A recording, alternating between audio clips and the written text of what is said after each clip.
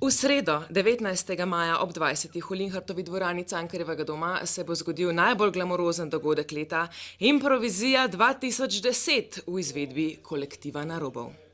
Kaj je letos novega, kar še nismo videli? Glede na to, da gre za improvizijo, bo marsikaj novega, saj gre za tekmovanje v improviziranih popevkah, gre za parado pompoznosti in blišča, gre za gledališko-glasbeni dogodek leta, to mislim, da sem že povedala, da gre za dogodek leta v takem in drugačnem pogledu, gre za tekmovanje v improvizaciji, v pevski improvizaciji.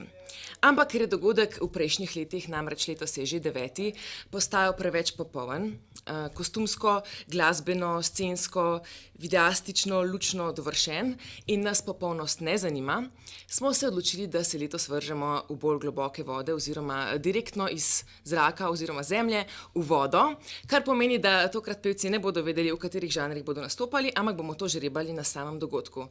Predstavljati si eno tako bowlo, stekleno bowlo, iz katere se potegne žogico, rozasto ali modro, da se ve, kdo je fant in kdo punca, in se pove, kdo nastopa v naslednji popevki. Drzno, mokro, sveže, spektakularno, ja, in vse to. Lahko pa povem še to, da kolektiv Narobov naravnost hlepi po domačem občinstvu, ker letošnje leto je bilo za nas zelo mednarodno.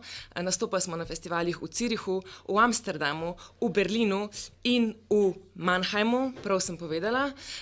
In zato je zdaj res čas, da naredimo nekaj za domače občinstvo. Sicer smo že imeli en projekt zaprto, odprto po vseh zaporih v Sloveniji, ampak to je bilo samo za izbrano zaprto občinstvo, samo za privilegirane, zdaj pa prvič za izven v sredo.